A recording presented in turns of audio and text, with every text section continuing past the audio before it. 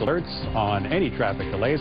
Watch the show before you head into work and then take Ann and the gang with you on your morning commute. Let's go over to Carrie right now. Carrie? All right. Thank you very much for that, Mark. This weekend, Artists for Conservation holds its annual festival. The idea is to inspire people to respect their environment through art. AFC founder Jeffrey Whiting, and artist Guy Combs joins us in studio to talk about the event. Thank you both for joining us. Thank you for having us. So we just mentioned a little bit about the festival. What can you tell us about what to expect this weekend? Sure. Well, Artists for Conservation, it's an international group of approximately 500 artists from around the world, from 27 countries, and we're convening here. About 40 of us are convening for a major art show. It's the world's top conservation-themed art show, and we've got environmental education programming wrapped around what's a really amazing art show. And these artists are mostly artists that choose to work with nature. It's artists who focus primarily on nature and wildlife as subject matter.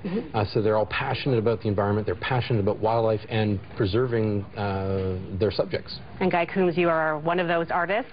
Tell me a little bit about the show this weekend, and how important is it for you to be involved? Well, it's important for me to be involved because my father is honoured at the show with the Simon Combs Award, which is the organisation's highest honour, and that's going to be awarded to Pollyanna Pickering this year. So I come every year and I present the award to the artists, but I myself am also an artist. I'm also participating in the show, and he's being very modest. He's got a beautiful piece in the I've actually seen some of your work, and it is quite lovely. How important is it for you to be here to see other artists participating and know that the work that's going into this foundation? Well, it's a fabulous organisation because as wildlife artists, we all want to be able to broadcast and you know, sort of translate our message, and we do that through our art, but also, you know, with the help of an organisation that is involved in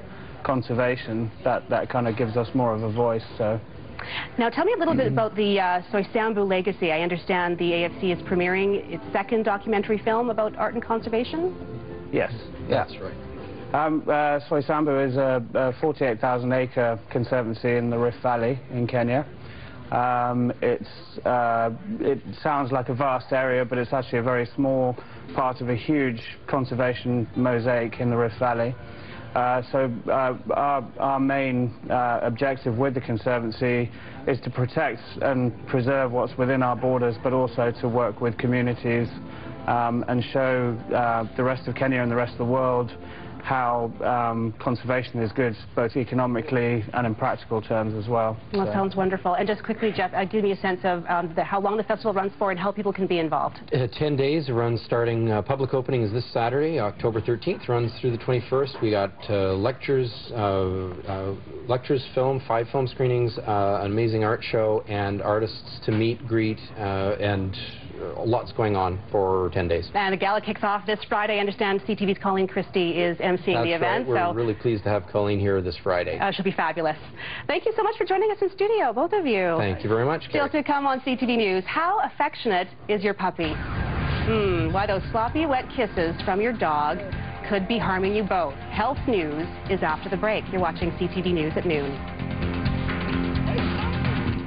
Mike Killeen and Tamara Taggart, CTV News, working for you.